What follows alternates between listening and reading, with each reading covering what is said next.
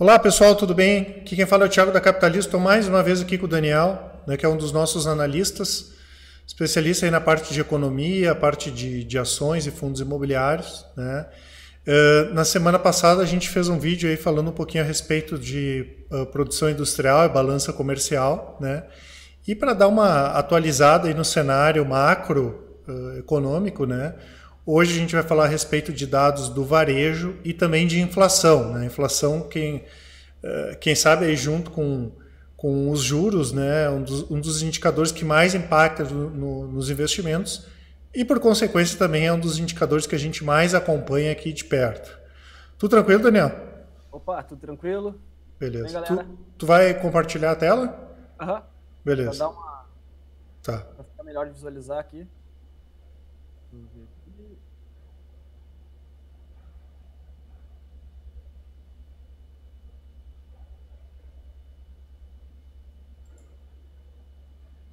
Pronto.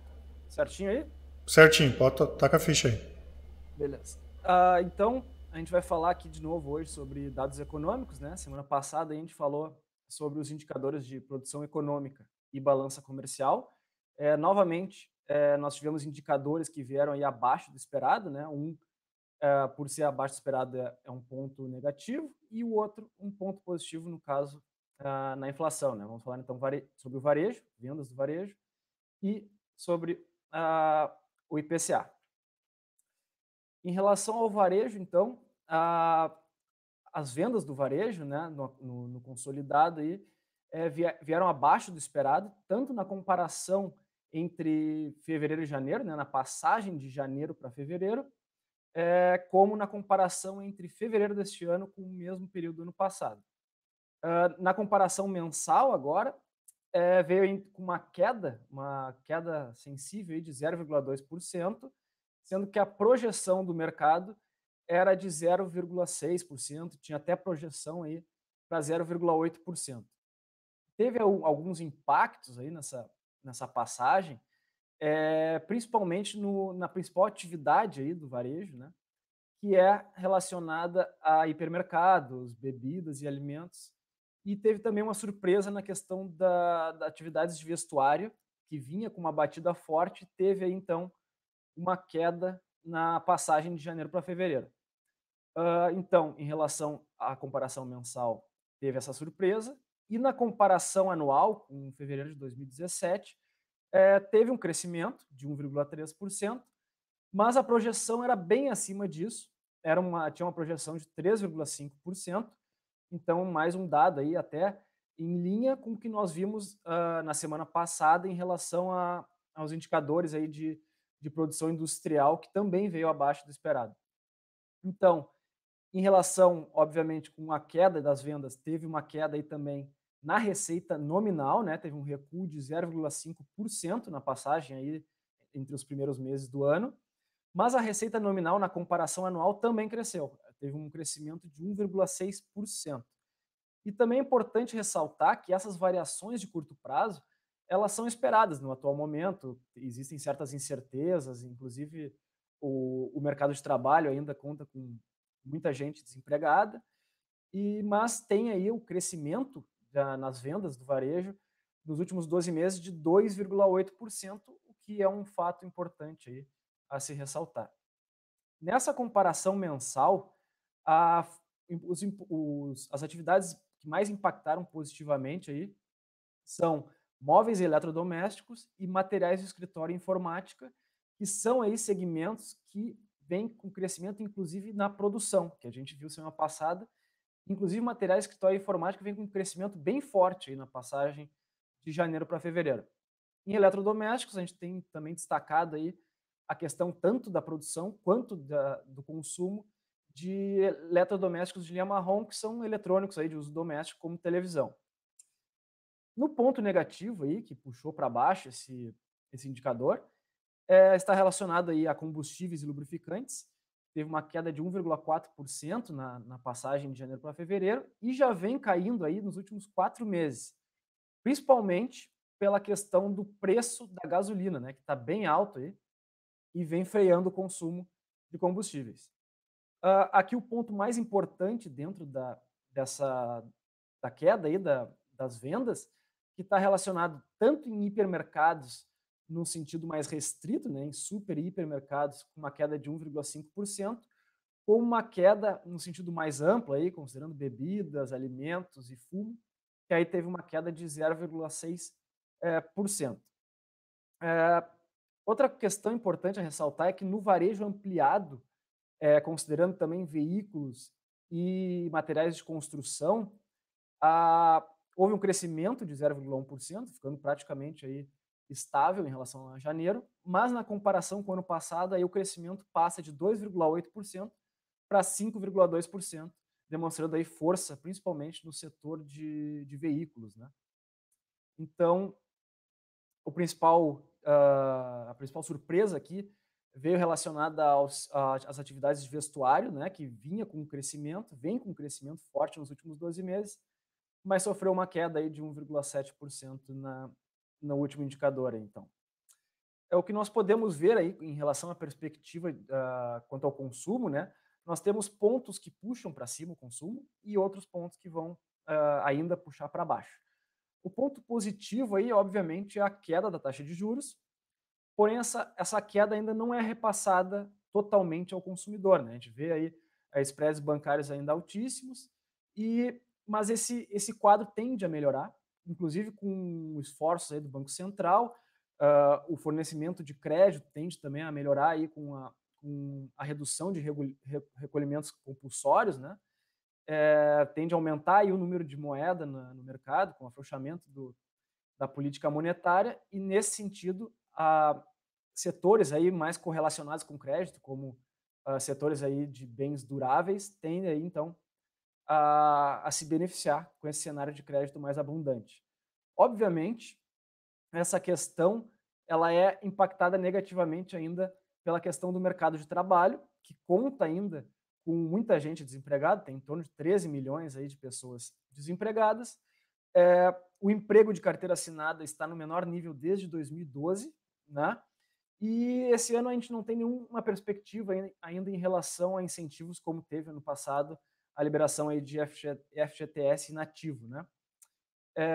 E também em relação ao crescimento de vagas de trabalho, é importante ressaltar que muito desse movimento ainda é em postos informais, né?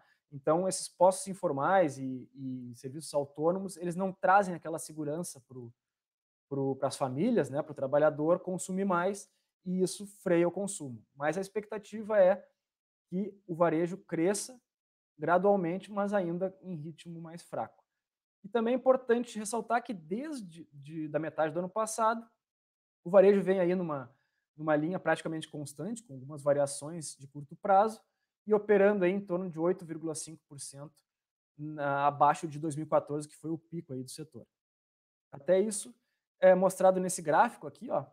A gente viu a queda das vendas aí até dezembro de 2016, e depois o setor veio se recuperando, atingiu ali um ápice em junho, e veio ali com alguns meses mais fracos, como agosto, inclusive em dezembro teve um mês mais fraco, e é importante ressaltar que nesse caso foi porque foram antecipadas aí compras de final de ano, para novembro no caso. Então aqui é uma tabela mostrando a variação das atividades, né? Eu botei de amarelo aí os principais destaques, né? Combustíveis e lubrificantes, que vem com queda há meses, aí, inclusive tem queda aí nas vendas no acumulado de 12 meses, no início do ano de 2018, é o principal ponto negativo, então, dentro do varejo. Tem alguns pontos positivos, o crescimento de 12 meses em móveis e eletrodomésticos, né? Crescimento de 12 meses de 10,4%, sendo o principal setor aí, do principal segmento dentro do varejo, com crescimento de 1,5%, e de uma forma geral é isso. Como eu falei anteriormente ali, em relação a veículos, motos, partes e peças, o crescimento é muito forte na comparação anual. Tem ali, na comparação entre janeiro deste ano com o ano passado, 18%, em fevereiro, 20%.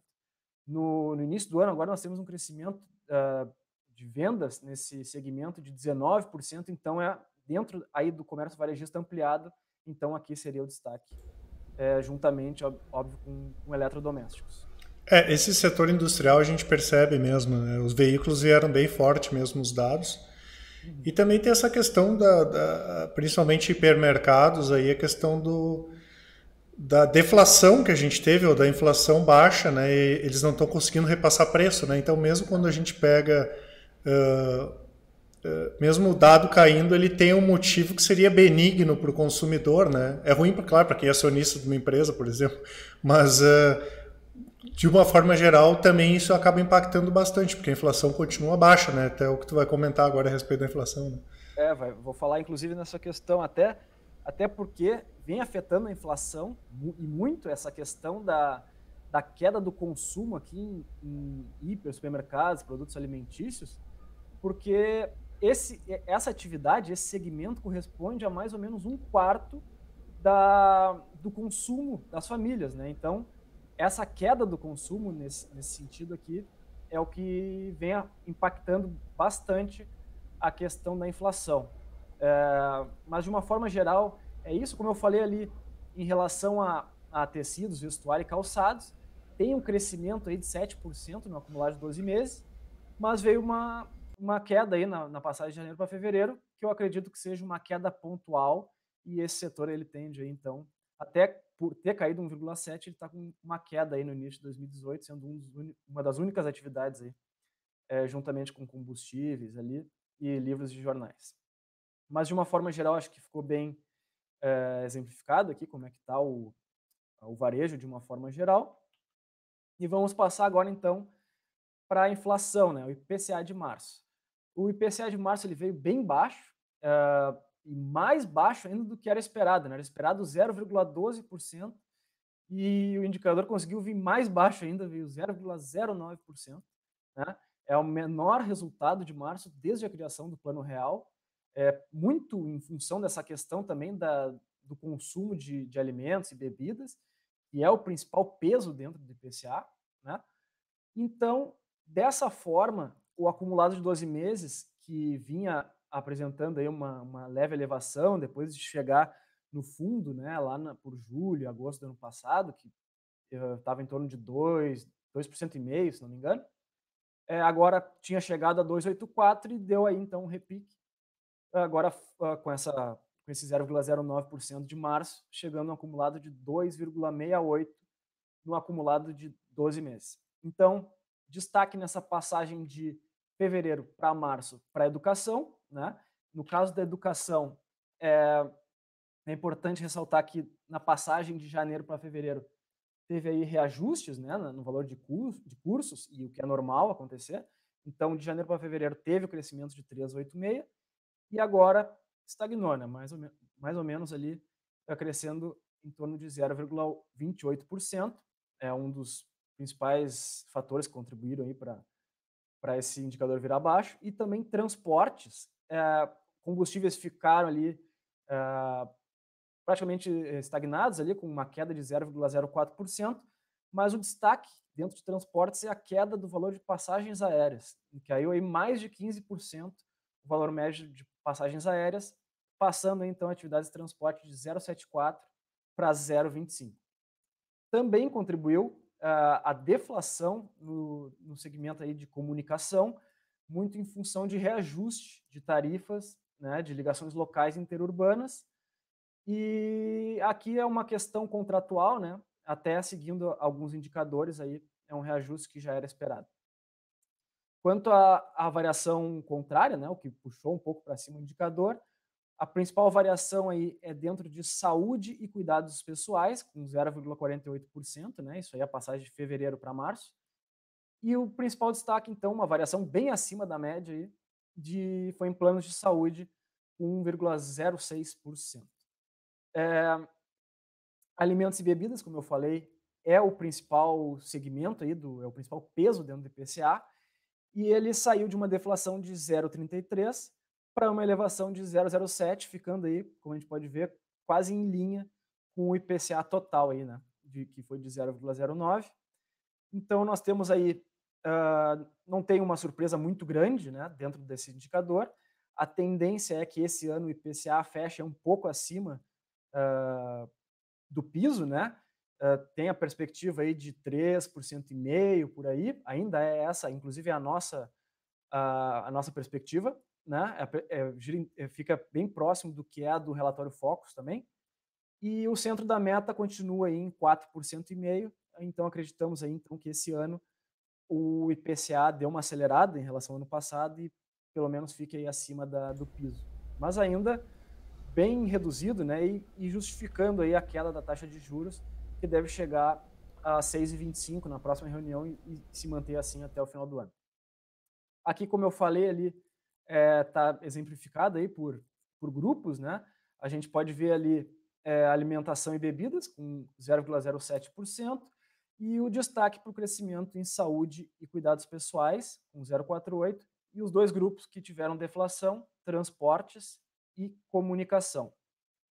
Então, para finalizar aqui, mostrar o gráfico do IPCA acumulado em 12 meses. Né? Depois que nós chegamos ali a mais de 10% no final de 2015, o indicador, até pela questão da economia, né, a crise de uma forma geral, o desemprego, a queda do consumo fez, então, a inflação cair e atingir o menor patamar ali em agosto, né, com menos de 2,5%, 2,45% mais ou menos. Deu uma reagida até o final de dezembro ali e novamente agora, então, deu uma caída no início do ano, justificando, repito, a queda da taxa de juros. Mas no mais é isso aí. A gente estava comentando, né, em relação à questão da produção industrial, né, que conseguiu retomar, e tanto a parte de imóveis quanto automobilística, que são os principais. Da inflação é ao contrário, né? Da inflação a gente vai... da inflação, quase sempre que sai um dado novo, esse foi a menor inflação desde o início do Plano Real.